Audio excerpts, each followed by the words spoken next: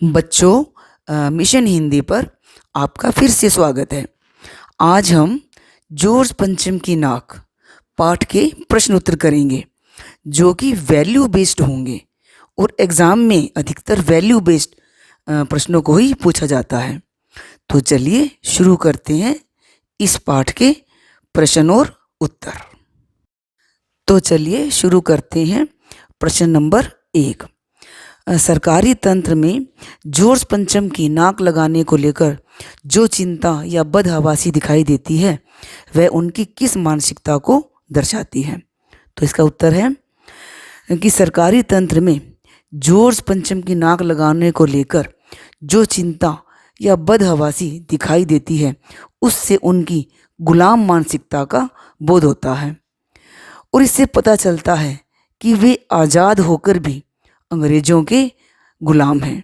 उन्हें अपने उस अतिथि की नाक बहुत मूल्यवान प्रतीत होती है जिसने भारत को गुलाम बनाया और अपमानित किया। वे नहीं चाहते कि जॉर्ज पंचम जैसे लोगों के कारनामों को उजागर करके उनकी नाराज़गी प्रकट करें। वे उन्हें अब भी सम्मान देकर अपनी गुलामी पर मोहर लगाए रखना चाहते हैं।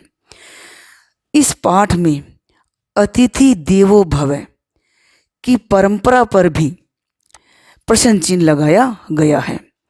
लेखक कहना चाहता है कि अतिथि का सम्मान करना ठीक है, किंतु वह अपने सम्मान की कीमत पर नहीं होना चाहिए। अब है प्रश्न नंबर 2। जॉर्ज पंचम की नाक नामक पाठ में भारतीय अधिकारियों, मंत्रियों और कार्यालयी कार्यप्रणाली पर कठोर व्यंग्य किया गया है। इसे स्पष्ट कीजिए। तो उसका उत्तर है जॉर्ज पंचम की नाक नामक पाठ व्यंग्य प्रधान रचना है।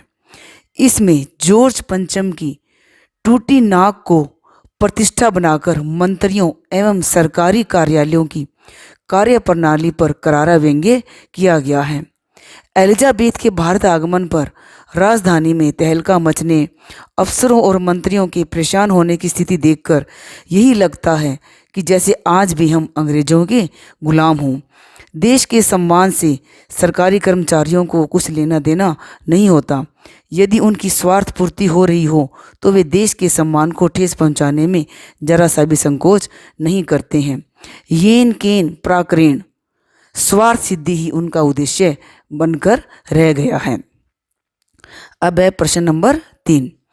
इस छानबीन का कोई सकारात्मक परिणाम न निकला क्योंकि फाइलों में ऐसा कुछ न मिला। भारतीय हुक्मरान, हुक्मरान का मतलब क्या होता है बच्चों? अधिकारी। तो भारतीय हुक्मरान अपनी जिम्मेदारी एक दूसरे पर डालते नजर आते हैं। जॉर्ज पंचम की नाक पाठ के आधार पर स्पष्ट कीजिए। तो इसका उत्तर है जॉर्ज पंचम की नाक पाठ से ज्ञात होता है कि सरकारी कार्यालय के बाबू अपने जिम्मेदारी एक दूसरे पर डालते नजर आते हैं। हर कोई इस जिम्मेदारी से बचना चाहता है।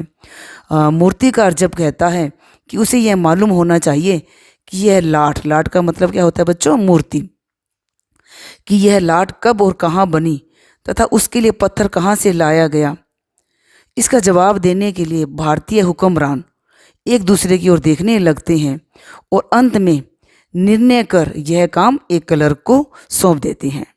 अब है प्रश्न नंबर 4। जॉर्ज पंचम की नाक पाठ के आधार पर बताइए कि पाठ से भारतीय अधिकारियों की किस मानसिकता की झलक मिलती है। उत्तर है जॉर्ज पंचम की नाक नामक पाठ में सरकारी तंत्र के अफसरों की मानसिक परतंत्रता की झलक स्पष्ट रूप से दिखाई देती है। ये अफसरगण मानसिक गुलामी में जीते हुए एलिजाबेथ को खुश करने के लिए बदहवास से दिखाई देते हैं। उन्हें राष्ट्र के शहीद, देशभक्त नेताओं तथा बच्चों के सम्मान का ध्यान नहीं रह जाता और वे लाठ पर, लाठ का मतलब मूर्ति पर, जिंदा नाक लगाने में तनक भी आपत्ति नहीं दिखाते हैं। इस असर पर देश की मर्यादा और भारतीयों के स्वाभिमान को ताक पर रख देते हैं। अब है प्रश्न नंबर 5। जॉर्ज पंचम की नाक पाठ में देश के विभिन्न भागों के प्रसिद्ध नेताओं, देशभक्तों और स्वाधीनता सेनानियों का उल्लेख हुआ है।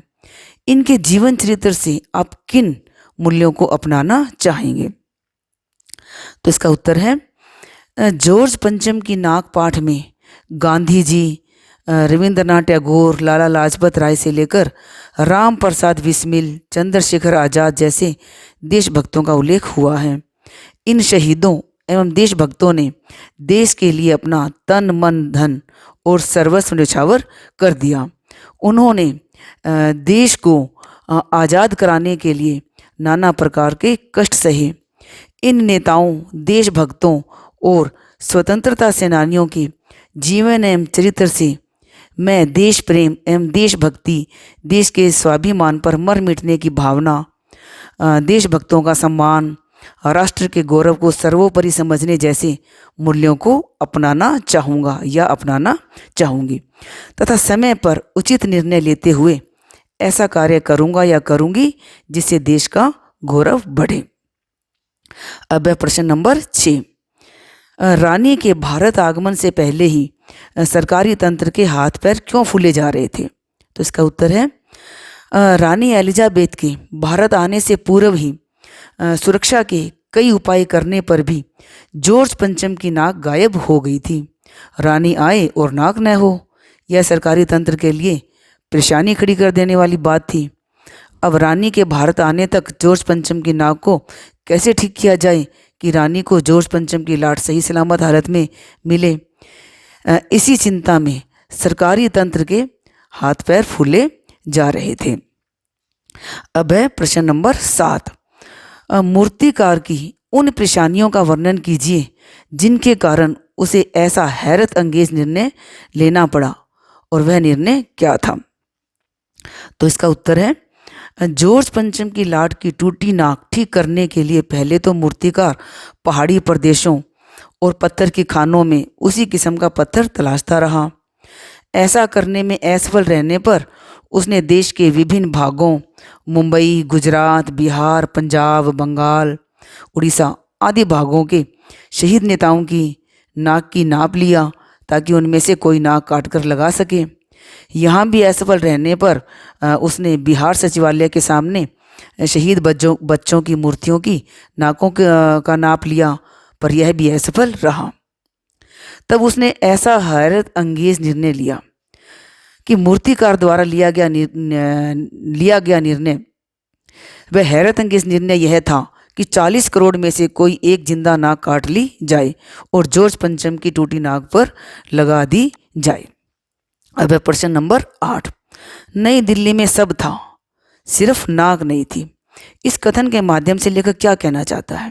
तो इसका उत्तर है बच्चों कि नई दिल्ली में सब था, सिर्फ नाक नहीं थी। यह कहकर लेखक स्पष्ट करना चाहता है कि भारत के स्वतंत्र होने पर सर्वथा संपन्न हो चुका था। कभी कहीं भी विपन्नता मतलब गरीबी दिखाई नहीं देती थी। अभाव था तो केवल आत्मसम्मान का और स्वाभिमान का। संपन्न होने पर भी देश परतंत्रता की मानसिकता से मुक्त नहीं हो सका है।